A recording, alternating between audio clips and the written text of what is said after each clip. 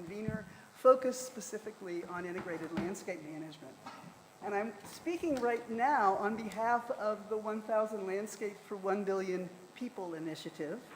And we have here a number of the leaders that are part of this collaborative of more than 40 partners who are working together to try to empower landscape partnerships around the world, foster an enabling environment so that those landscape partnerships will thrive, and supporting action and learning across the collaborative landscape community.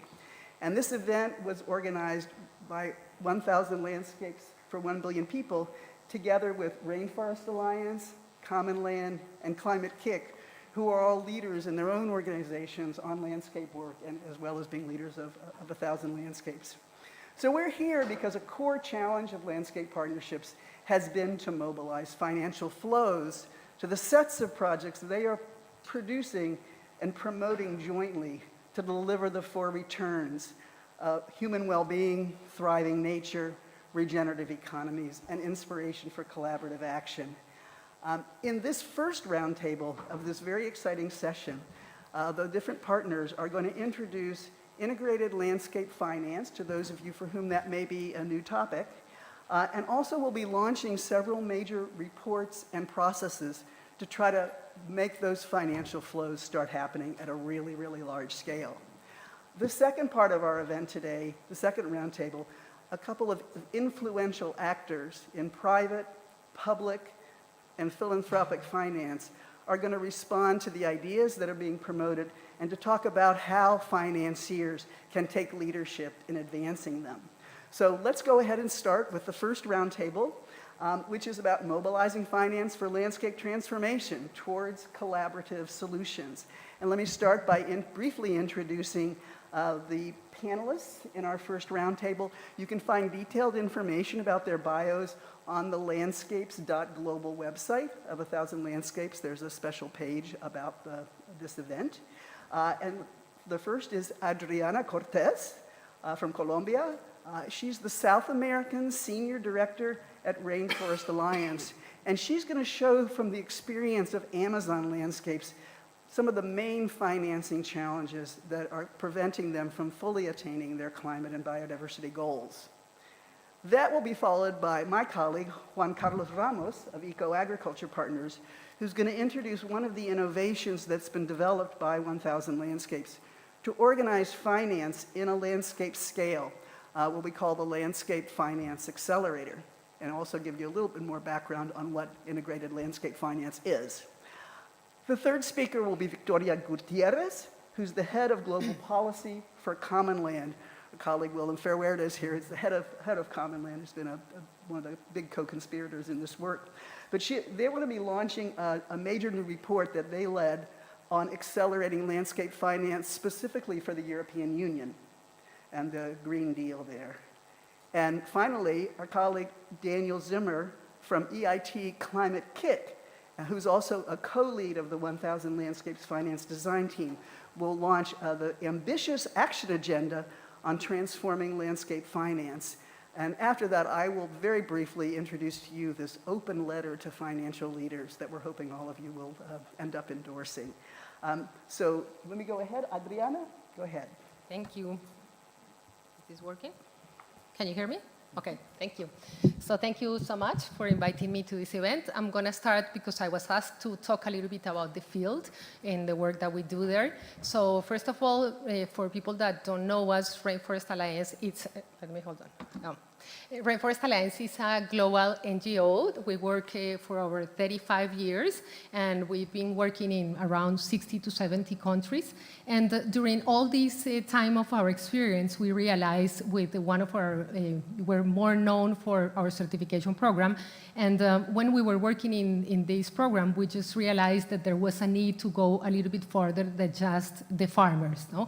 Like helping the farmers to have good practices and to like comply with the sustainability practices was probably not enough, because it was also needed to have a landscape approach and start to see what's going on in the context of the farms and the communities and the forest communities and in general all the communities that are in the territories. So what we did is that we started selecting some strategic landscapes, and we selected around 20 places in the world that have a good combination between a need of conservation, a need for economic development, and social vulnerability. And within these strategic landscapes, we're working on this landscape approach, trying to reach some different activities that I will explain later. Within that, we selected for Latin America the Selva Maya and the Amazon. And in the Amazon, we are working towards a corridor of the Amazon that is composed by 4 countries, Colombia, Peru, Ecuador, and Brazil. And the intention of this strategy is to make sure that there's connection between the different communities, that there's synergies, best practices sharing, identification of opportunities, and also access to markets, which is what we mostly work on. So I was asked to try to highlight in very few minutes what are the challenges and the successes. So I will start with the successes, and there's more than these, but if we need to highlight, I will highlight probably the achievement of having local landscape action plans, which is very difficult, and of course this means engaging the community and the key stakeholders in the community, and having both public and private partnerships with everyone to understand what is exactly what is needed to improve the different landscapes. And of course, having a lot of community consultation, working in the places in the territory to understand what is needed, rather than, of course, imposing what we think is needed. And then on the challenges, we have found that there's difficulty to engage the private actors, especially companies and international investors. And the reason for that is basically that most of the investors are looking for more short-term returns, and the actions that we need in these landscapes are, of course, more long-term. And there's also a need to focus on different financial mechanisms that will provide, for example, performance-based mechanisms rather than just returns, because these communities are not ready to initially have good returns. And having these robust investment models has been also a challenge, and then of course the technology reach and the data collection in the different landscapes where we work, it's very difficult. And so the key messages that I want to highlight here are 3 of them. One is how important is the finance and the reaching finance and finding the right financial mechanisms for these landscapes is super important. And what is happening now, when we're seeing in deforestation and poverty and so many challenges that we have in these territories, are definitely because we don't get the necessary access and we don't find the right mechanisms and the right investors for these places. So that's key. And then definitely there is a need to have some performance-based finance mechanisms, including, for example, the measurement of deforestation or the measurement of reforestation activities, and not really only on returns. And then we're really, as Rainforest Alliance, we have this idea that the market forces are really what can change. And so if we get more consumers to be conscious about the importance of supporting in these communities, and we can have sustainable practices of production, but with still high quality and reaching the more important markets, then we will definitely have a better protection of the environment and a more growth on social and economic conditions for these landscapes. How fast? 4 minutes and 50 seconds. Exactly. You're amazing, Adriana. And she had very much more that she could be sharing. That's just the tip of the iceberg. Pass it on to Juan. Thank you.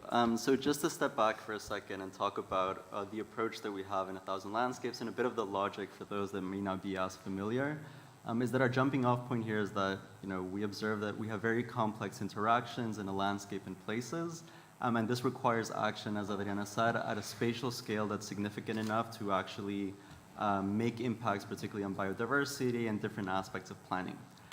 Therefore, we take this integrated landscape management approach, which really is thinking about organizing in a coordinated way the management of multiple stakeholders to meet their objectives.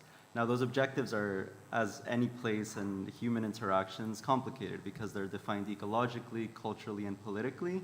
And that requires really a lot of consensus building, and it requires a lot of work on the ground. So in our work at 1,000 Landscapes, like all of our work is really framed around this idea of the integrated landscape management approach. And a central idea of that work is that in the landscape, there should be some entity or sets of entities that are coordinating communication and action across these different stakeholders to ensure that these activities are coherent over time. So if we look at this kind of short visual that's put up here, we can see that there are multiple activities and projects that are going on that, if done in isolation, may actually backfire in the sense that they might contradict themselves, whereas you can actually build synergies on other components like farming, like agriculture, like infrastructure, and think about how those can work together more efficiently over time. And we really do need to do this if we're focusing on climate, biodiversity, and livelihood action simultaneously. So in our work, we call kind of this coordinating entity, which takes different forms, a landscape partnership. And so why this approach of integrated landscape finance is that you need to be able to resource everything that's going on in a coordinated way, and ideally those planning processes should end up in investments that are spatially coordinated and ideally should be sequential. So of course, this is really difficult. Theoretically, that sounds great, but all of this work is really highly contextual. It's developmental, and it will vary from place to place. So what we've done kind of in our work is develop a sort of roadmap and a framework, which I'll quickly show here, of how we can see that there could be a process that can be followed, of course, adapting to the needs on the ground, of how to design, catalyze action, create alignment and results, and mobilize financial resources towards those objectives that have been defined in the landscape and territory. And a lot of this also implies advancing kind of fit-for-purpose landscape finance mechanisms that follow and really respond to the needs that exist on the ground. So just to go quickly through them, I'm sure this isn't rocket science to all of you. A vision and a strategy has been defined. An action plan, like Adriana was saying, that can be built at the landscape level, and think about what are the priority actions that need to be there, what are the financing needs within that, and understanding that different projects and activities have different financial needs. So public goods cannot necessarily be financed by the private sector because there are no commercial returns. So how can you fund those different components, those enabling activities, to then move on to the more commercially attractive aspects of things? Now, this is kind of what we've been working on in the context of 1,000 Landscapes in 4 different landscapes right now. And the idea has been to accelerate a bit of that process in each of these places. So we've supported in Mount Mulanje with a conservation trust there, in Central Highlands, Vietnam, here with our friend from SNV, in Conservation International in San Martin in Peru, working at a subnational and jurisdictional level, and with Rainforest Alliance as well in the Jalisco landscape. And the idea here has really been to mobilize where they are and find coherent, pragmatic next steps that can be taken on where are their project priorities, what are the financial needs of those project priorities, and how can we start mobilizing mechanisms in their design, but also in their analysis that can be mobilized with financial stakeholders, investors, philanthropies, and other actors who would be interested in supporting these movements. So I know I'm running out of time, but the fundamental thing here is that we're focusing on co-designing tools and services for these landscapes so that they can be replicated beyond these initial 4. So the entire focus of the process has been a co-design and learning process to see what are the actual difficulties of what that means on the ground, and what are the real barriers to really translating these action plans, these visions and strategies into projects and activities that can be funded and coordinated at that landscape level. So I'll leave it at that. Great, thank you, Juan. And again, you'll be able to access an overview document about the Landscape Finance Accelerator, and at the end of the program, we'll show you all the QR codes, and you can take pictures of them and everything. So on to Victoria. It's getting bigger. The view is getting bigger. Thank you, Sarah, and hello to everyone here. I'm delighted to be able to introduce this publication. We have placed quite a few copies there for you to take if you like. And this new publication towards financing large-scale holistic landscape restoration in Europe, recommendations for EU policy actors to attain inspirational, social, natural and financial returns. This piece was led by Common Land with contributions from colleagues from many other organizations, and some of those colleagues are here, but many are not. In this publication, we define landscape finance as the provision and management of all financial resources that are necessary for implementing all activities and processes that enable long-term landscape restoration. And we argue that by using landscape finance, we can implement or support the implementation of the European Green Deal, as well as initiatives that are beyond Europe. In it, we describe an approach to financing nature that is done alongside socioeconomic development, climate adaptation, climate mitigation, food production, as well as human well-being. So it takes a holistic and systemic approach. It takes a long-term approach. And we argue that for landscape restoration to be successful, landscape finance needs to target the full range of activities and processes that together can transform the landscape, create value, and also progressively generate cash flows that can then bring capital investment forward. In addition to that, we argue that it's extremely essential that all these activities and processes are led by multi-stakeholder partnerships that drive the impact in the long term.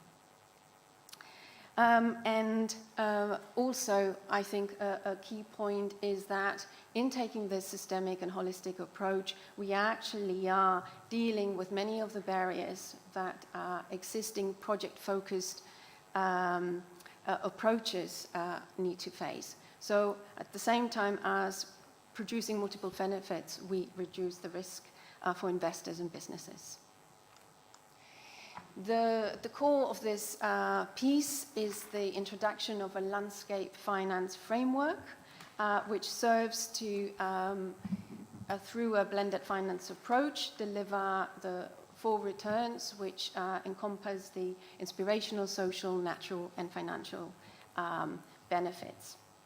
And in doing so, the platform can develop for contextualized landscapes everywhere, a solid platform where a mix of activities and funding sources can be optimized over a long-term time period, and we're talking about 20 years.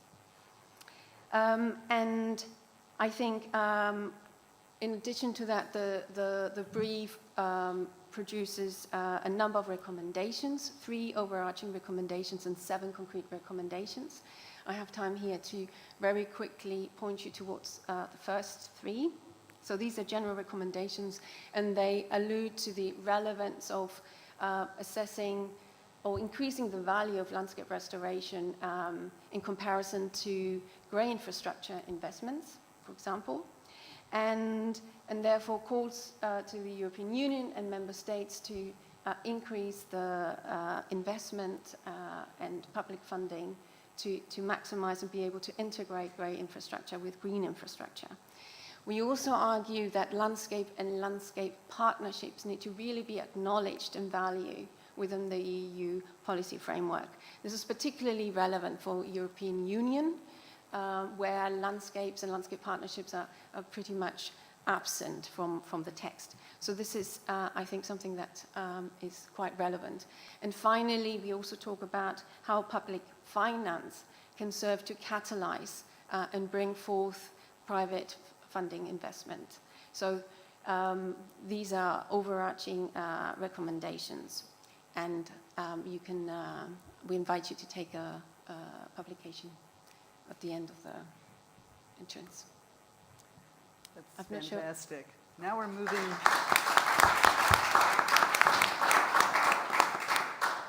Now we're moving to the global scale. So, Dana. Thank you, Sarah, and good afternoon, everyone. So we have heard that landscape initiatives offer a lot of opportunities to manage production on our land while protecting also its natural assets. And to do this also in an inclusive way with the local communities. But we have seen also that entire portfolios need or are being developed by these landscape initiatives. And this is probably not an easy thing for the finance community, who are not used to develop and finance portfolios of activities. They are generally focusing on certain particular things. So how can we overcome this difficulty, and how can we convince financial investors or funders in general to invest not only in one project but in portfolios that can transform entire landscapes? So we try to work on this difficulty by organizing a series of dialogues between financial people and landscape actors in the first month of 2023. So we organized 3 online dialogues and had the pleasure to have 175 participants with a really good mix between landscape initiatives and also large diversity of funders, impact investors, philanthropies, fund managers, development banks, and first online dialogue was to demonstrate that landscape initiatives offer many types of investment opportunities. A second one examined a number of integrated mechanisms that are already in place or under development to support entire landscape initiatives.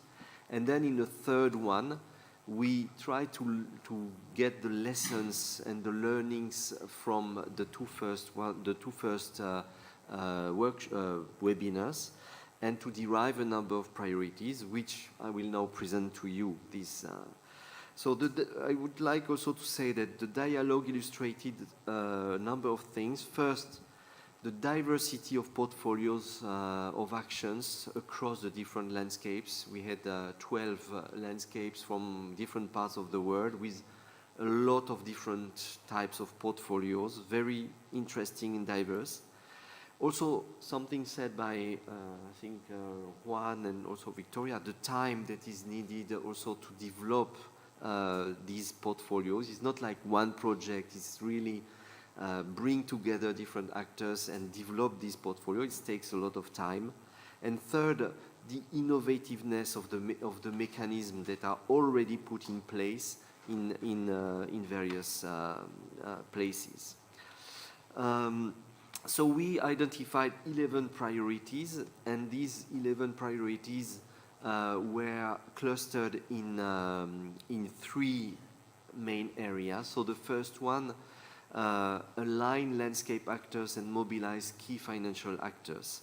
So there is a critical need to better coordinate action among landscape actors. So here landscape actors are those who are actually working on the ground, but also all the supporting organizations that are part of the landscape family, if I may say. They need to align better on their concepts. They need to collaborate better and develop possibly a common taxonomy in order to facilitate also the communication between them and with other actors. It was also of the opinion of the participants that more advocacy remains needed from all actors to promote systemic landscape approaches in meetings such as this COP, but also, and this is something interesting, in the other COPs in biodiversity and desertification. The second cluster, deepen, synthesize, and share knowledge about landscape finance. So here we had 4 actions. First of all, the need to develop peer-to-peer learning across landscapes and with funders, the need to address risk and de-risking approaches in a more professional ways, the best way value chain development and transformation can align and support territorial approaches in landscape, and then the need to incorporate finance knowledge into capacity strengthening programs.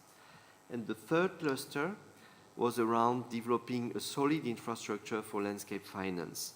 Here we had again 4 priorities: facilitate coordinated action across funders who generally act in silos. Such coordination depends on a good understanding from finance of the specificities of landscape activities, but also on the quality of governance of the landscape initiatives. Then create catalytic grant mechanism able to support the landscape infrastructure over many years. Then establish networks of landscape service providers able to deliver support to landscape partnership on their finance strategies and on adequate mechanisms. Then establish marketplaces to connect landscape partnerships with funders and investors. And finally, embed landscape in the institutional architecture of governments and large international institutions. So these priorities and the description of them is also available in the document that you can click, for which you have also a flashcode to access. Thank you. Thank you so much, Daniel. Let's do a few follow-up. A few follow-up questions before we move to the second roundtable. I'm going to start. We can ask one another questions, but I have a question for Adriana.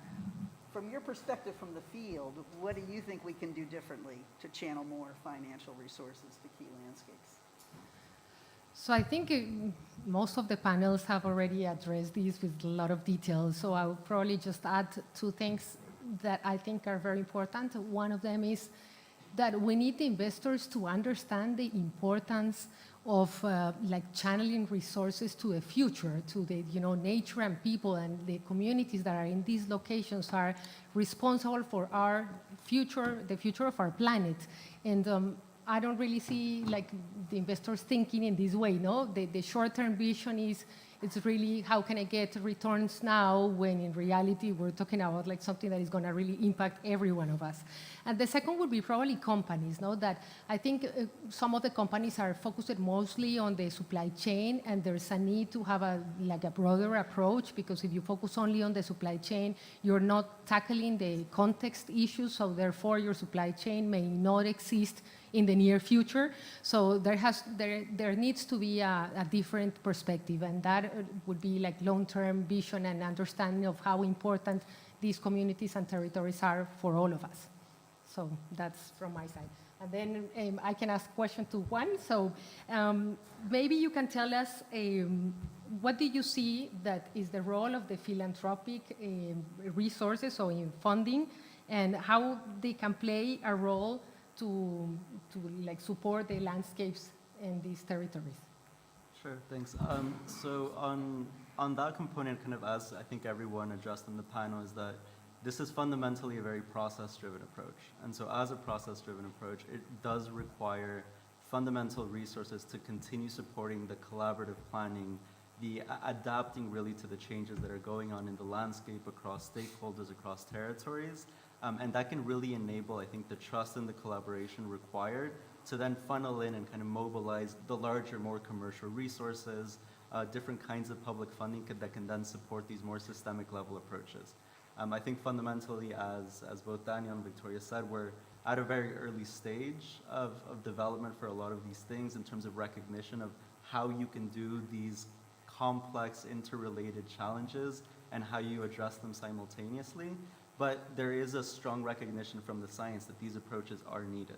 And so I think that can really create the basis for then organizing around the financial mechanisms, the financial strategies, to then mobilize additional resources from other kinds of more commercially minded and public funding resources like incentives from the EU Green New Deal, as well as others that are popping up.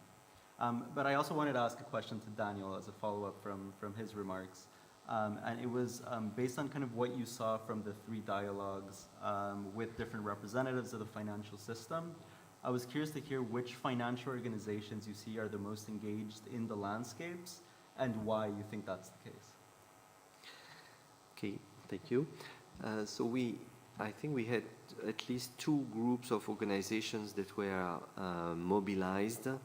The first one are philanthropies, and second is development banks. So the philanthropies, what we observe at the moment, are conscious that the classical model under which they have been operating with implementing projects, trying to get quick impact, is not working so well.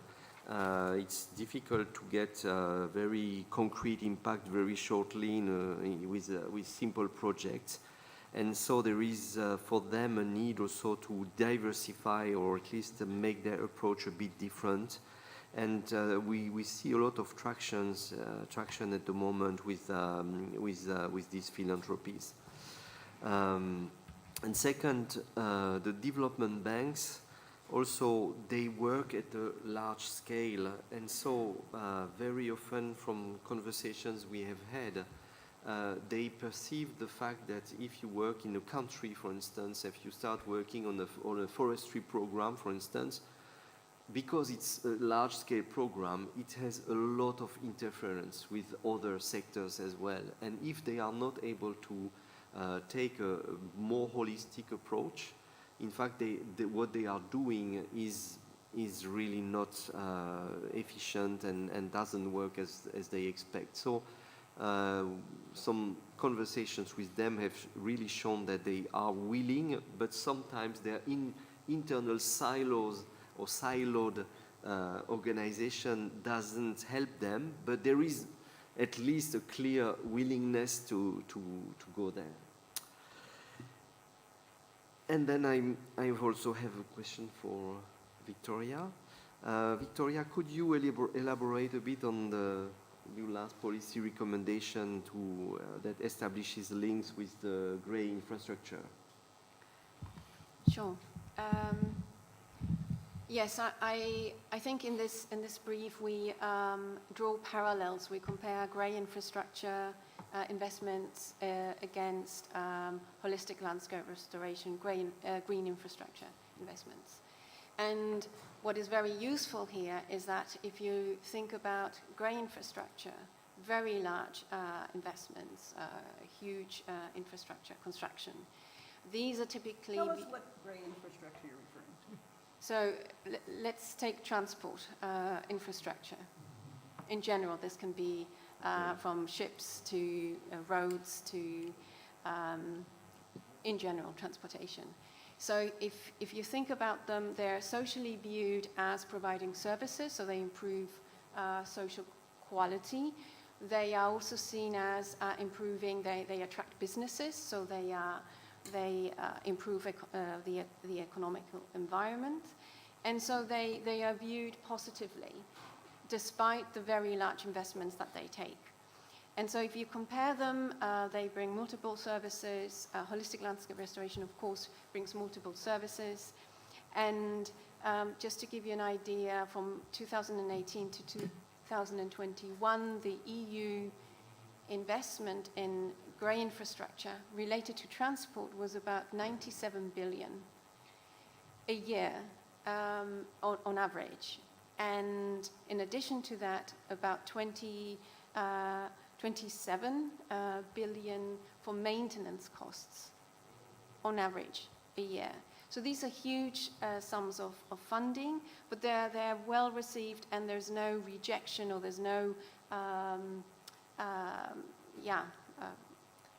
there's no reserve in terms of wanting to fund these. They take a very long time, and in that sense, often they're not certain, because a lot of them get delayed. Some of them are never completed.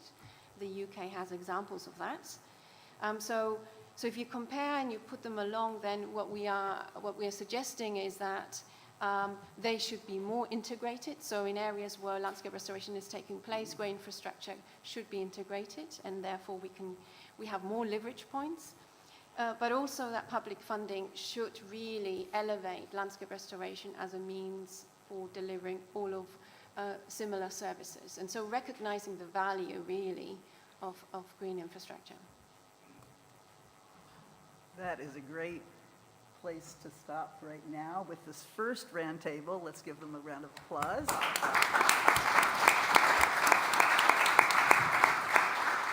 And I'm going to pass the moderation over to Daniel for our second roundtable. And let me invite the speakers here to come and sit down below and invite the second round to come up. Thank you, Sarah, and welcome to our panelists. I don't know if we have our four panelists are here. Where do you want us then? Just as you feel, as you like.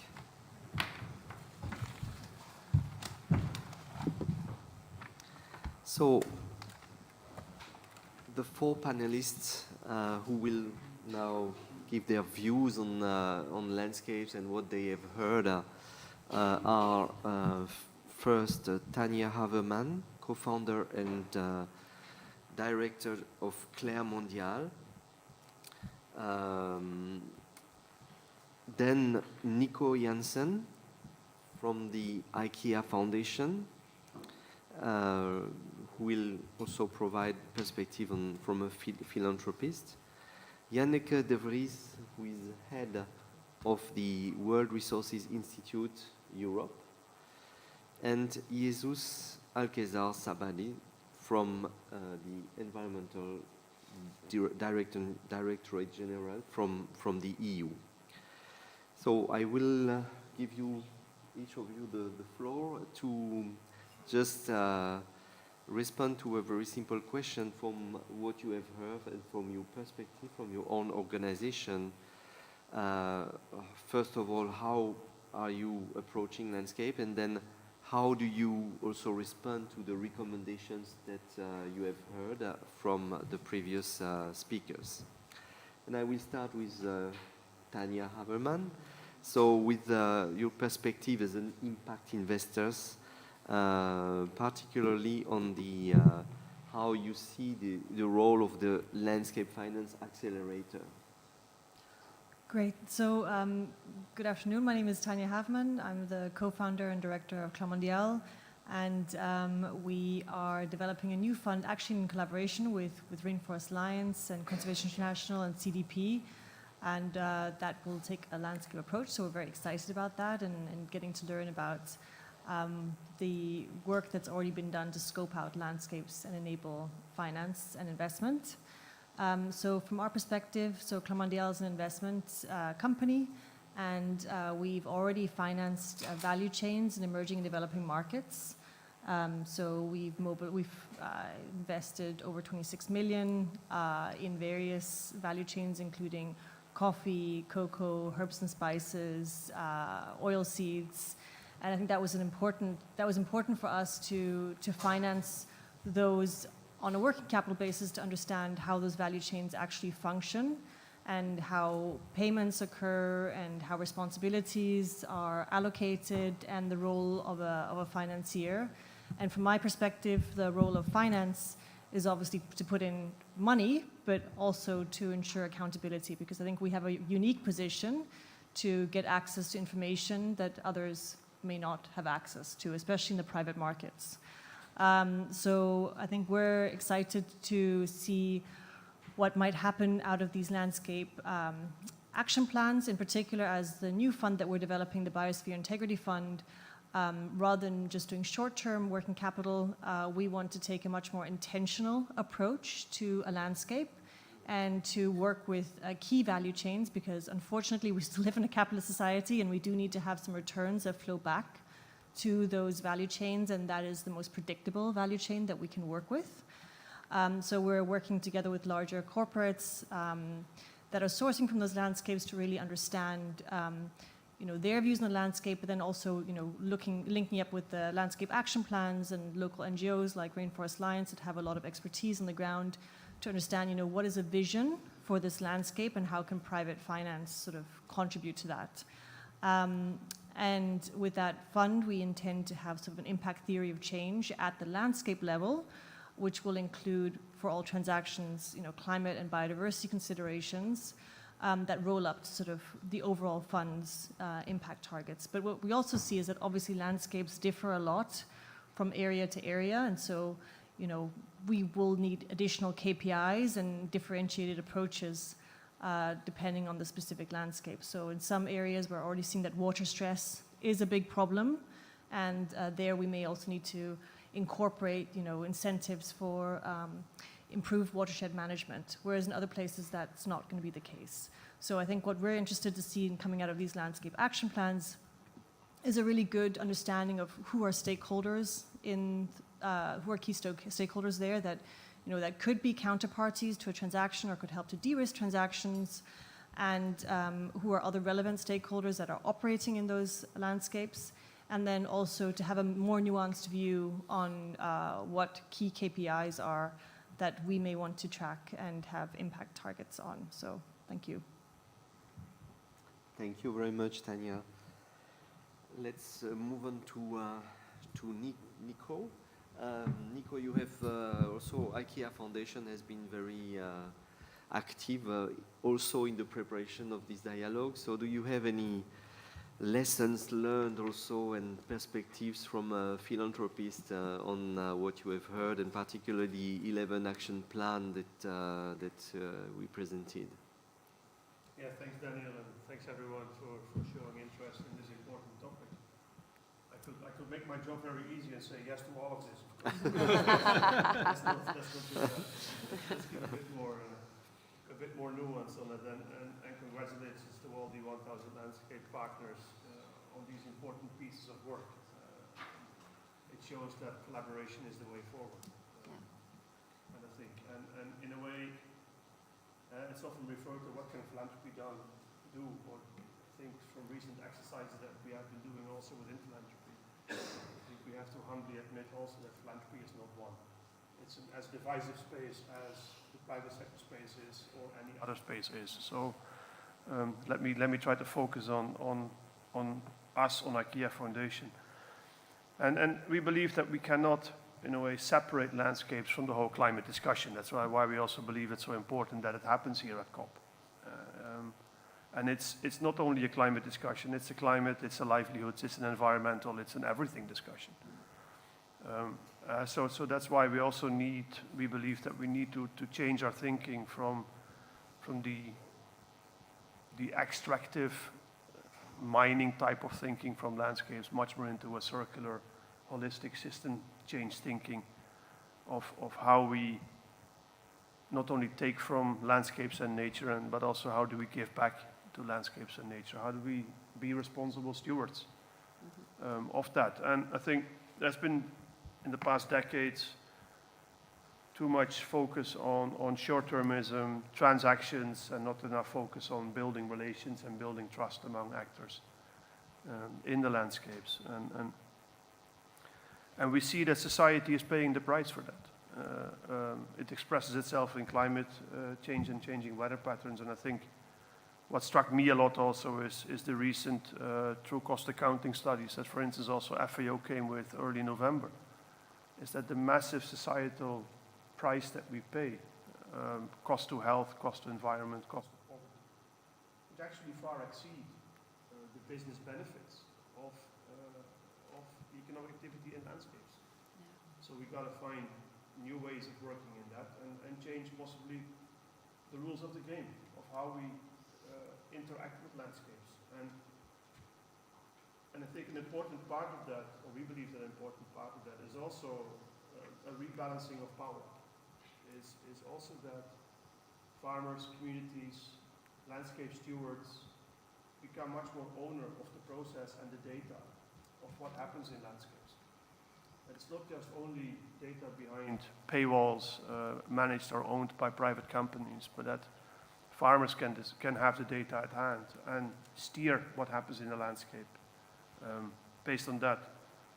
But there's also, I think, a little warning with that, because the cost of transitioning the landscape from what it is now to the future cannot only be borne by farmers who are already disempowered, or in many cases the consumers who are already facing, we've learned in the last few years, with rapidly rising food costs. And we have to find new ways doing, of how we share the cost of transitioning, the funding, the financing, to make that load that on many shoulders that can carry that.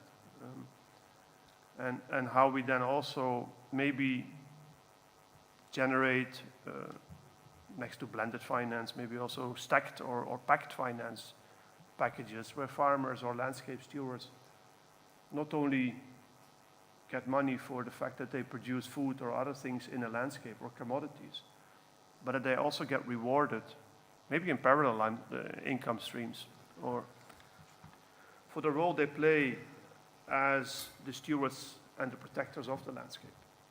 Because if we only factor that into the price of what is harvested in the landscape, I don't think we're going to win the war that we need to win.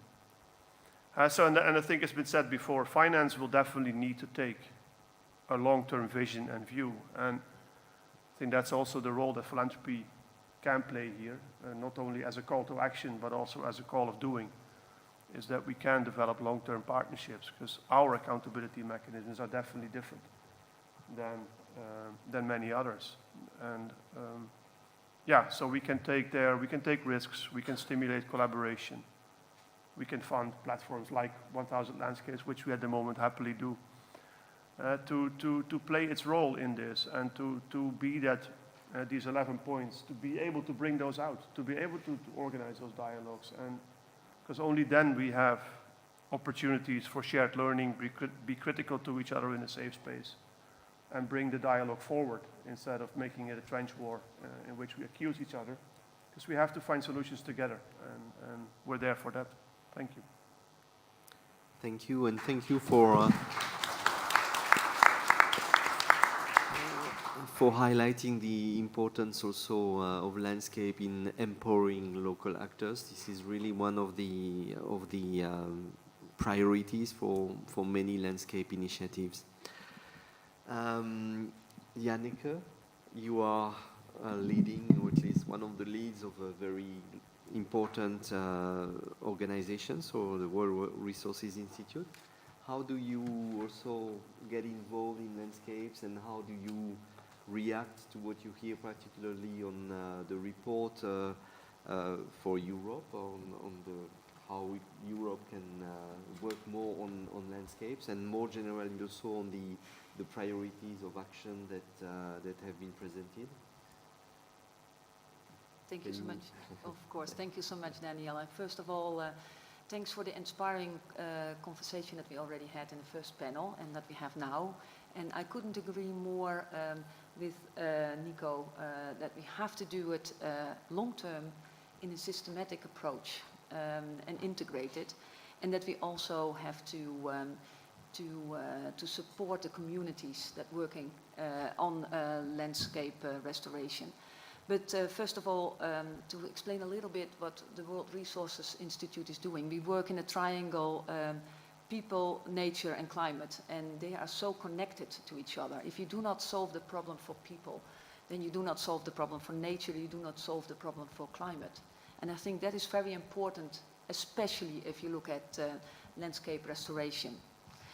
And before I dive a little bit more in the financial, but Nico was so eloquent already on the things that I'm not going to repeat that. But if you look at the finance part of land restoration, do not forget also that restoration can be a very good investment. If studies estimate also every dollar that you put in and invest in degraded forest, for example, can yield between $7 and $30 in economic benefits.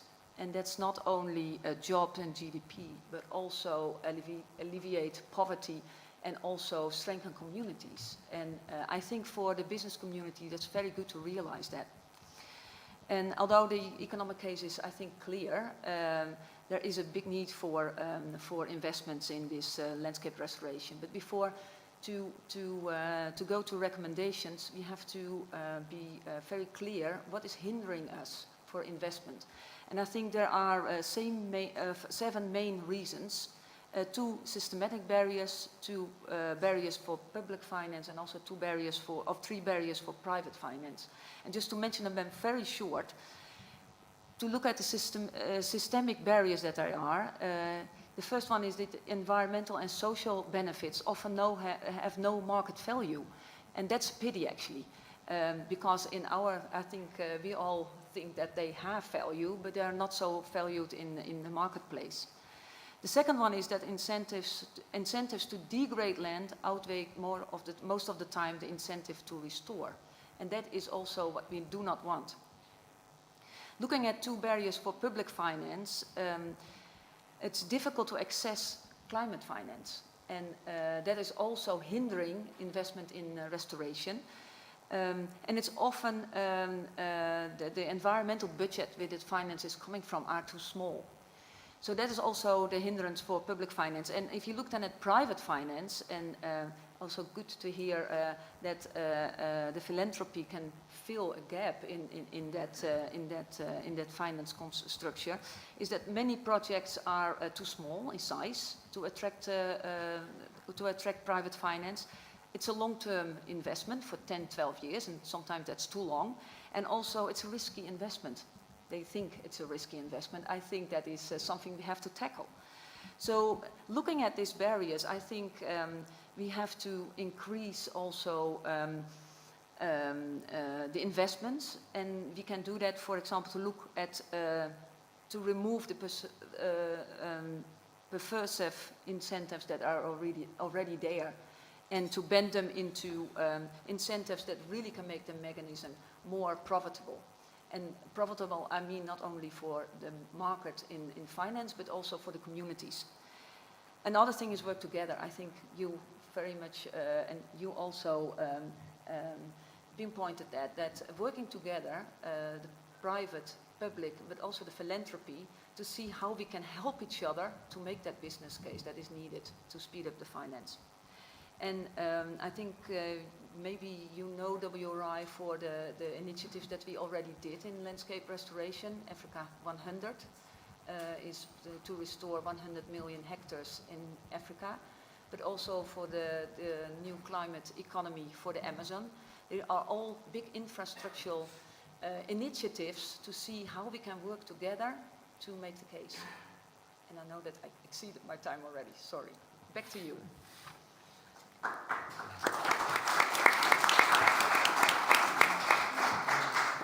Thank you very much, Janneke. Yes, particularly I would just like to highlight the fact that we discussed quite a lot the risk issue and the fact that land use, landscapes are still perceived as quite risky investments. So there is a lot that needs to be done indeed in this area. Jesus, you have already been with us last year when we discussed landscapes and the Green Deal. Is there any progress, according to you, in the way landscapes are perceived in the EU Commission, and how can we help? Okay, very difficult question. I think I'm going to come with rather bad news. I'm sorry. So, in fact, the concept of landscape is not really recognized in EU legislation. If we look at the nature restoration law proposal, essential, if we want to reach climate neutrality, we need this law. Otherwise, we will be unable to remove the carbon that we cannot stop emitting, so the hard-to-abate sectors. So this is super difficult to negotiate, but this legislation practically doesn't mention landscapes or doesn't focus on landscapes. So it's a concept, landscapes, that is really a little bit outside of the thinking in our European institutions, which is very sad. Because when we say that the European Green Deal, so the top priority of the European Union under this mandate, has to address the environmental problems in a systemic, I underline systemic, coherent manner. So what is more systemic than landscapes? So when we talk about landscapes, it's not something, let's say, theoretical or something difficult to see as biodiversity. So how do we measure? No, landscapes are there. It's something that relates to nature, but it relates also to culture, to people working and living there. It relates also to our past. So the landscapes we have are the inheritance of our parents, grandparents, previous generations, for the good and the bad. So here we are talking about nice landscapes. We have plenty of bad landscapes also. But at the end, it's about culture. And I think this is super important. So we are now living in a complex political context. You are following the resistance against the nature restoration law. It seems that it will be adopted finally. Let's cross our fingers. And you have seen that also with the war of aggression of Ukraine, energy security is becoming the top priority. And this leads also to measures to develop more or to implement more renewables, larger scale renewables, which are necessary. So I'm not criticizing this. We need renewables for our energy and ecological transition. But they are dealing also with problems related very often with landscape. We have resistance in countries like Spain, but in the conversations I had before, apparently this is happening in plenty of other countries. In Spain, the slogan is, we want renewables, but not like this. So we don't want to harvest, for example, olive groves to put solar panels. There are other manners to do it. We have rooftops, we have degraded land and unused, and there is a social resistance that is also challenging, in my view, the own energy transition. So, and if I was working in an energy company, I would be very worried about this. So there is this strong political focus, economic focus, but we perceive this social resistance. So this can be very, very challenging for this sector. I would like also to say some words about finances. Very often when we talk about the Kunming-Montreal Global Biodiversity Framework, the own nature restoration law, one of the big issues is precisely finance. Where are we going to find the money? And very often the excuse is there is no money. Last year in Europe, there were 123 billion euros in fossil fuel subsidies, provoked by the war in Ukraine, of course, and the consequences of energy. So I'm not criticizing. So it was a short-term decision because we were scared about not having an energy supply. But 123 billions is more than double than the previous year. And we are discussing here phasing out fossil fuels, not only subsidies. So subsidies should be the first thing to do. And then we see at the same time a very intense lobby for technologies that, for the time being, they don't demonstrate that they are reaching their goals. Carbon capture and storage, so it's very expensive. We don't have installations. We need them for the climate neutrality, but at the end, there are many investments that are committed. We have the same with some nuclear technologies. Now there is a debate, an intense lobby, when we know that the economic returns are negative. So, in fact, there is a big controversy here. There is no money for nature. There is no money for nature that will bring carbon removals, but there is money for carbon capture and storage. So there is something really inconsistent in our logic. And to finalize also, last year, the energy sector, with also these subsidies, obtained the record benefits. So maybe we could think also on some models of financing to push these energy companies to support the restoration of nature and the restoration of landscapes. Thank you very much.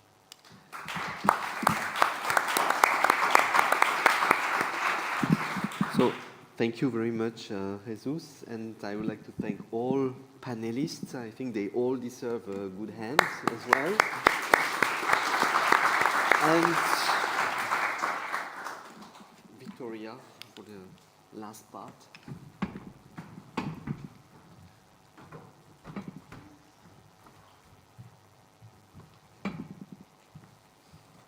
Right, thank you, Daniel. We now have time for questions from the audience. It would be nice if you say who you are and who you would like to address the question. We don't all fit here, but okay. Okay, so are there any questions?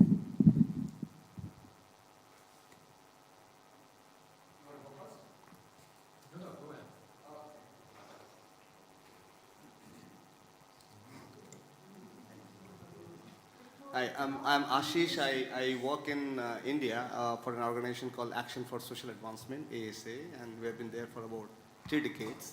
Mainly work with the smallholder farmers from the indigenous group of people, and in 8 provinces we work, and in quite a large scale.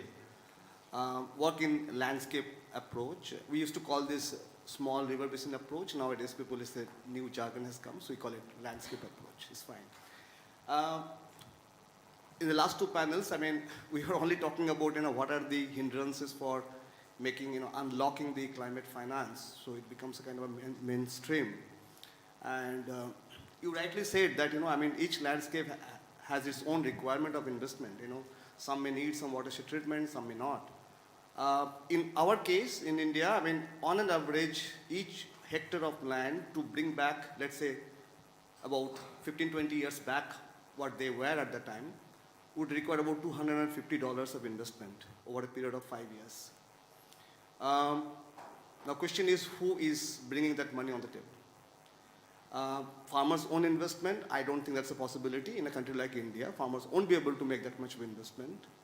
Is the government? Yes, India can, because Indian government is a welfarist government. They can invest in, and they do.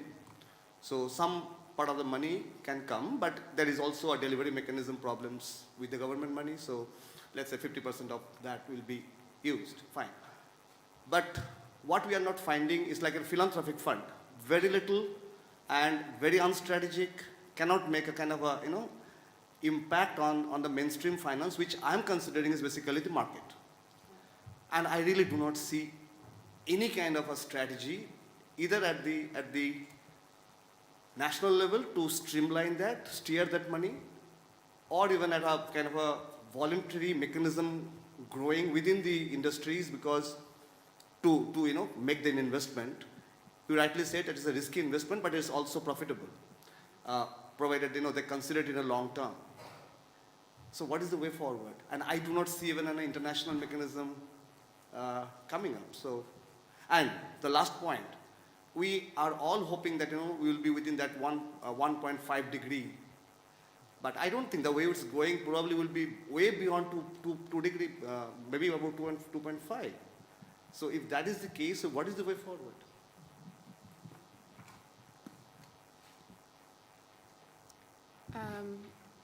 I think Bella has a question.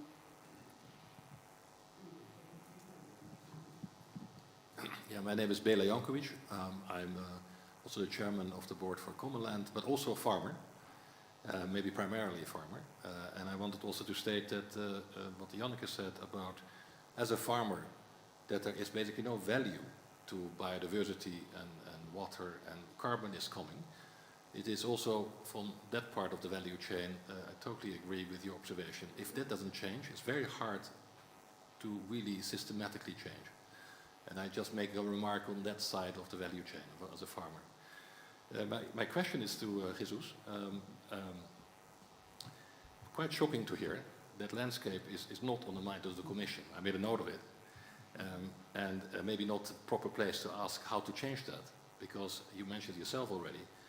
It is so obvious. The landscape is the most tangible part and approach to tackle this. Why is this, or in other words, what can we do about that?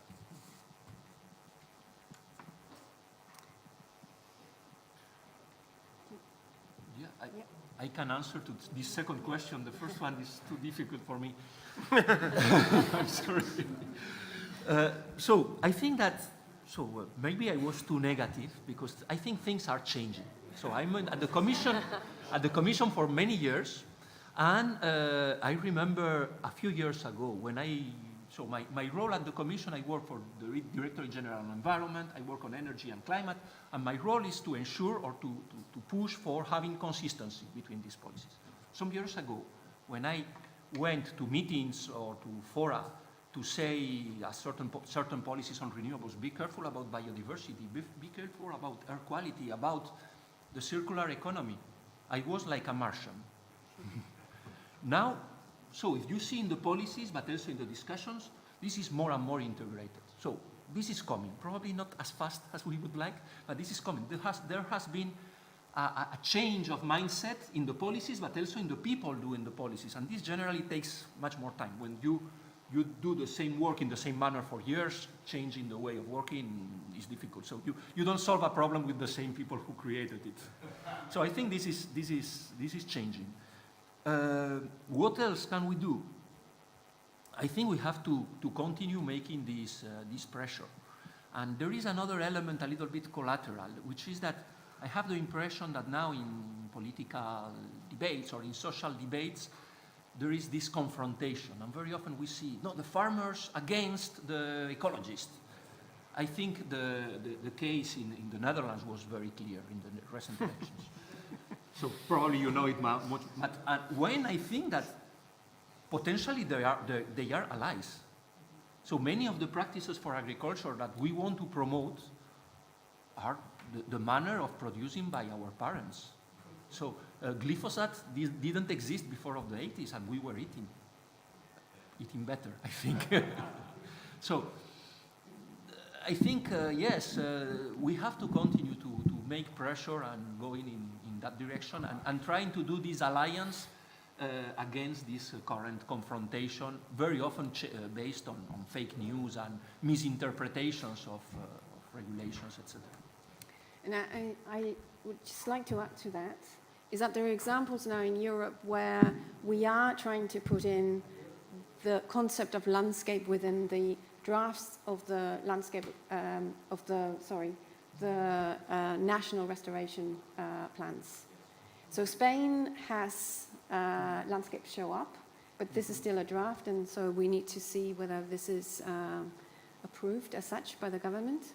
But there are attempts to change that. And of course, we have recommendations, so hopefully they will listen. Maybe can I respond to that first? Yeah. Yes, okay, go ahead. Yeah, I completely. So when you look at financing, obviously you have to see, what are the potential cash flows that are coming out, and obviously from your perspective, I mean, the cash flows that you'll be looking at from this restoration would be in local currency, so I think it would not be appropriate to take money from outside from that perspective. I think the other thing to think about when you look at financing are, there are certain main factors that you need to look at. Obviously, perceived risk, expected return, liquidity, and transaction costs. And if we look at sort of the lowest cost of capital, pension funds, insurance companies, those kind of groups, their return expectations are not necessarily so high if the product structure is right. So that there has to be enough of a comfort either in the execution capacity or in the de-risking that is put into a financial product that will allow them to accept such a low return for something. The problem with many of these things is that we don't really have experience or track record to justify having such low cost capital from pensioners and insurance companies and the like that really need to make that return because of the financial obligations. And so that's where blended finance comes in. So, we work with blended finance structures where we've gotten blending both from private, philanthropic, and also from public sector sources.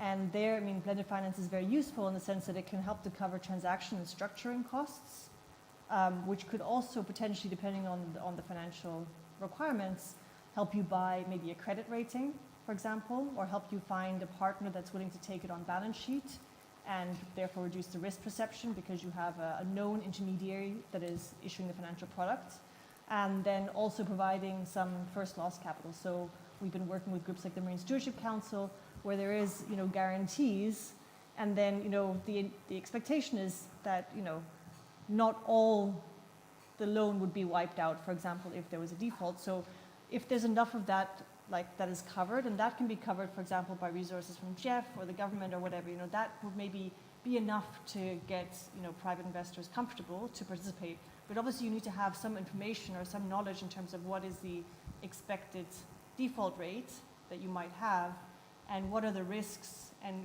what is the most appropriate way to mitigate them, and then also in terms of the overall size and transaction costs. So those are the types of things, but unfortunately we see a lot of times that, because I have both environmental expertise and also financial expertise, is that we have to end up doing a lot of translation between different stakeholders because banks tend to come with their standard set of products that they want to sell you, and that may need to have some tailoring. And even large corporates, FMCGs, I mean, they're not always as sophisticated as you would imagine in terms of their understanding of financial products. So typically you need to have a little bit of back and forth, which also requires knowledge about the landscape and about the financing needs. That brings me an additional question. Are you talking about a balance sheet or a P&L account for landscape? Potentially. Yeah, that is the principality and they Yep. have the P&L and Yep. balance sheet probably. That's good. Yep. So can I ask for a number of, maybe a few questions? Yeah. I am Barend Eis. I'm from the Southern Africa Agri Initiative in South Africa, a network of family farmers. And we are engaged in agricultural development projects in the deep rural areas of South Africa where land is communally owned and you typically have smallholder farmers. So I just first want to give recognition to Nico when he said it will definitely not be fair for the landscape stewards to pick up the bill. So that's a big challenge that we are facing, so I really appreciate that comment. Some of the challenges that we are experiencing is exactly a challenge that was mentioned, and that is that you are sitting with multiple very small projects. So my question would be, is there some kind of approach or a plan to combine lots of small projects into one big one that you can then finance? Of course, you've got a massive administrative load, which makes it quite difficult. And then just from our perspective, it's just important to mention we are talking about restoration and that is good, but if in the areas where we work, the reality is that people are not producing a surplus. They are in actual fact, they are not producing enough. So it's just really important to understand that the priority there is quite a different one. And there's also a massive opportunity. In South Africa, the most underdeveloped land is actually the highest potential agricultural land. But so you can say the opportunity there is to modernize so that people can have enough, actually more than enough, a surplus. But the opportunity is that you can do that the right way. And that is, of course, the approach that we are also trying to follow is the landscapes approach. But we are facing the same hurdles that I've heard of here before. Thank you. I'm going to take a couple of more questions. Okay, you and... Okay, this hi. gentleman over there. Yes, Lad Cannell with the Bank Information Center in Washington, D.C. My question is about the role of multilateral banks in this space. And there's a bit of a disconnect between the public sector side and the private sector side. For example, the World Bank is financing climate-smart agriculture, usually, positive things, but with the IFC, you find them financing a lot of industrial livestock, and their excuse is that they're taking them from an F to a D, like they're tweaking some of the practices that they have, maybe being a little bit less cruel to the animals and things like that. So I'm just wondering how we can resolve that, especially when landscape restoration doesn't necessarily have that much of a return for the private sector. It's more of a public sector good. So I'd be interested in your thoughts on how to engage the MDBs, and particularly the private sector side, IFC, IDB or the European Investment Bank, for example, in this case. Thank you. And I'll take another question. Yes.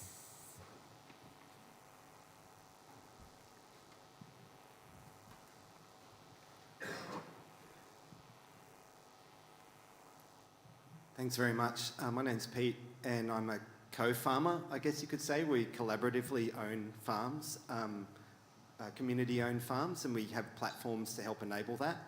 My question is Sarah? No, yeah. But it could be for anybody. It's about, I'm also, another hat I wear as a co-convener of Regen Sydney, which is about regeneration at a city scale. And originally I was going to ask about the landscape approach and what can we learn in urban environments from what we're doing in a regional, because it's very rural focus. But then I'm thinking more, what I'm hearing here and building on some of the questions is, there's a disconnect between the rural and the urban funding. And what if the two came together? Because cities exist in landscapes. And so would there be a different lens to see how financing the broader bioregional sort of approach, as opposed to we're just going to finance rural? So sorry, long-winded question. And it's a different question I was going to ask. Okay, and then I think, Willem, you wanted a question? And then I think we have very few minutes, right, to answer. Yeah, thank you very much. I'm Willem Verwerder from Commonland. I have a question to the philanthropist. I think that's IKEA Foundation here, and also to the investment community. So we both know that we need long-term commitments in the landscape, and we need a long-term multi-stakeholder process. So the philanthropist can finance that long-term multi-stakeholder process together as a guarantor for the impact or the investment community. And of course, we need investment guarantee capital from governments. Why does not something like this exist, or does it? Question to the three of you. Let's say minimum 20 or 30 years. Right, so do you want to start answering and then we go? I'll give it a try. I've only worked for 4.5 years in philanthropy, so why it doesn't exist, I don't know. But no, to keep the joking aside, yeah. No, I totally. I think we're only starting to realize also that, you know, we can destroy a landscape in a year, easily. But the effort to rebuild it, I think that only starts to emerge now, what that means and what the learning about that is. So yes, we've been, as the first question was, you know, yes, we've been engaged in river basin approaches or, you know, natural resource management approaches and catchment area projects, but they were not focused so much on restoration. They were much more looking also at participatory management of a well-operating system, basically. I think we're dealing with another dimension at the moment, and we're rapidly learning about that. And so we really want to be, I think us as a philanthropy, we want to try to be long-term in that. Of course, we also have our governance systems that don't always allow us to sign 20-year contracts, but long-term partnerships are definitely the way forward in that. And part of that is, I think, indeed, also, discussions around, you know, who's going to pay for it and who's going to pay for it in the long term, and what's the societal cost, and what's the role. I love the question on the multilateral financing, what there is. I think a challenge in that, and that's what we see as well, is, and that's maybe a bit the same as, you know, why does Europe not define a landscape? We're all obsessed with administrative boundaries. Landscapes, ecosystems don't listen to administrative boundaries. So whose jurisdiction is it? The World Bank cannot land to a landscape. They can land to a Ministry of Finance. And so, I think there also, you know, there's a lot of work to do within countries. And I think this new system thinking that's coming in, food system thinking, climate system thinking, possibly allows for also reconfigurations within countries to think differently and to de-silo partly between different authorities.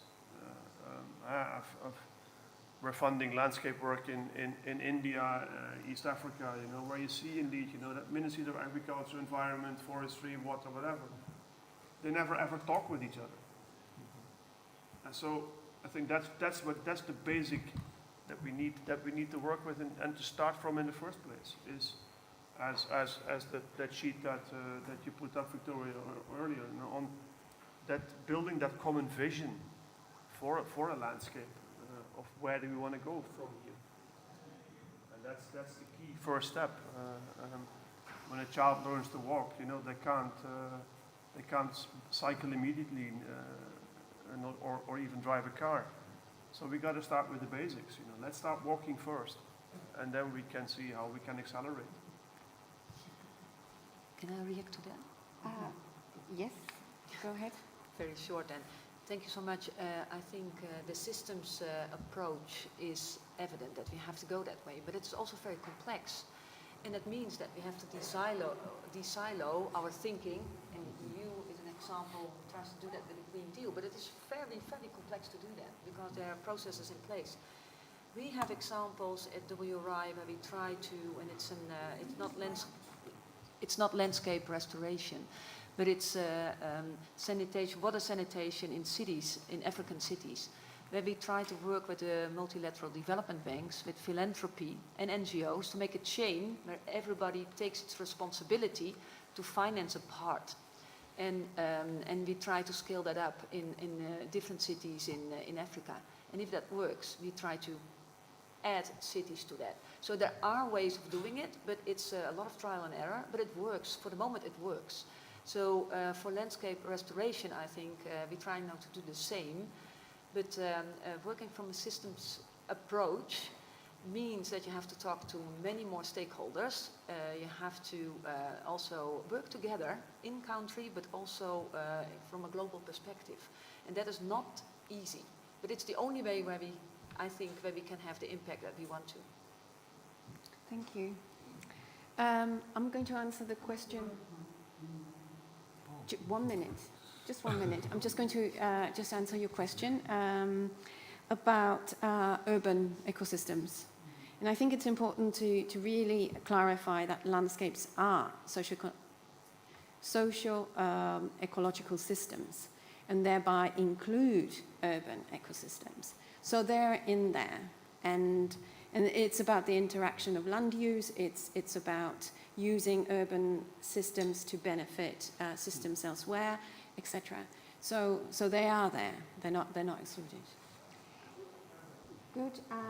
Thank you so much. I will pass the mic to Sarah, who's going to close the session. Oops. You can stay put. I can stay put? Okay. We'll stay with you, Sarah, otherwise you feel so alone up here. Give me support. Wonderful panels. I want to conclude this one here by asking you all to consider and endorse an open letter that 1,000 Landscapes Partners have put together. And if you would, who can advance the thing for me? Back on one. Oh, back. Join us. No, no, this one? No, let me do it. Need to go back here. All right. Funding a better future. All of the issues that you all were raising in the question and answer, I think all the groups who were on the panels were dying to try and answer all of them and didn't have time. But we've put together this call to action for government, finance, and NGO leaders to employ this integrated landscape finance approach and to transform the finance system through 6 specific actions.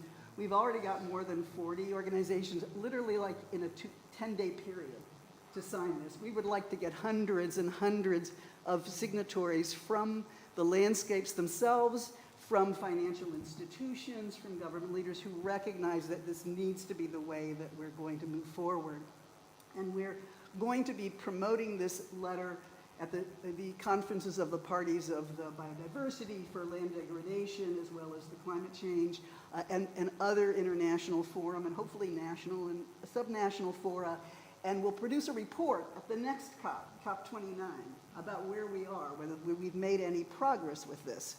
And the 6 priority actions that are recommended from this are, first of all, invest in locally led sustainable development. A number of people, as well as people asking questions, emphasize the need for the local vision to be what everybody is investing in. Secondly, to fund directly these local partnerships and empower the communities involved with them. And that is not for-profit funding. That's the 20 years of investment in landscape processes and facilitation, et cetera.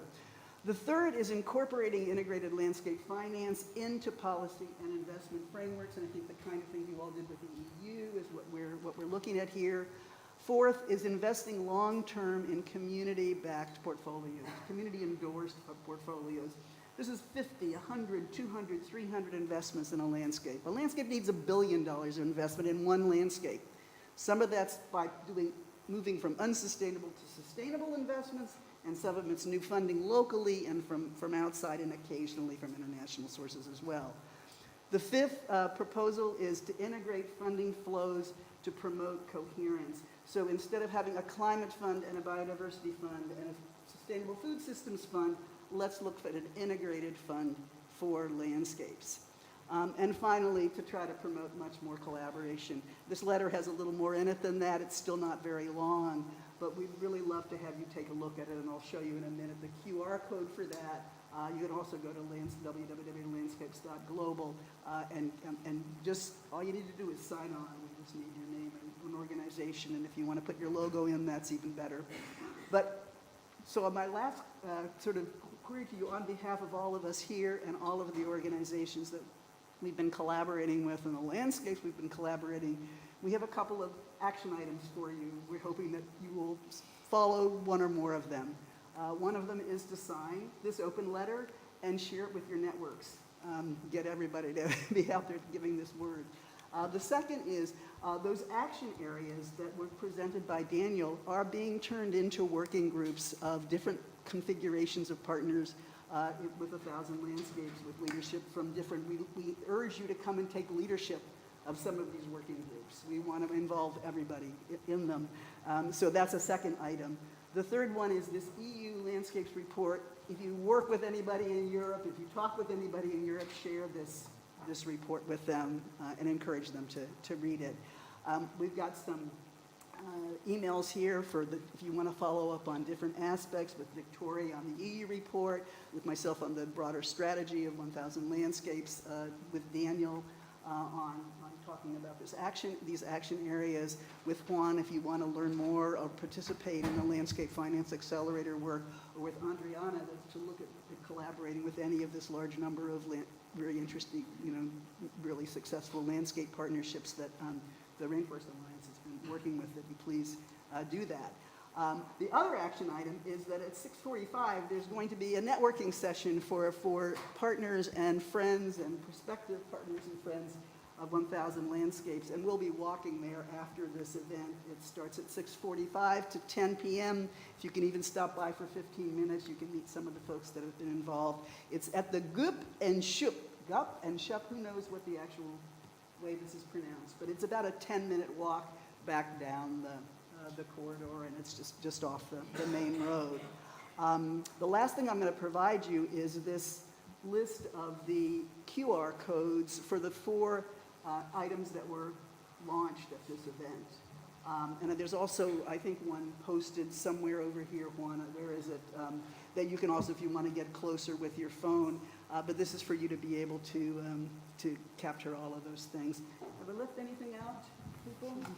Okay, well, thank you very much, and I want to thank not only the wonderful presenters and the wonderful respondents, also people helped in the back, Juan, there's a bunch, Janet, and folks from Eco-Agriculture, Rainforest Alliance, Common Land, who helped, Climate Kick, who helped make this event possible, and the folks from the COP who provided us with that really excellent backstopping on the logistics and everything. So thank you very much. Please do come and join us for the future thing, and share with us what you've been learning and what you've been doing on landscape finance. Sign up at www.landscapes.global, and that'll connect you with all these folks, or do it directly with their organizations. Okay.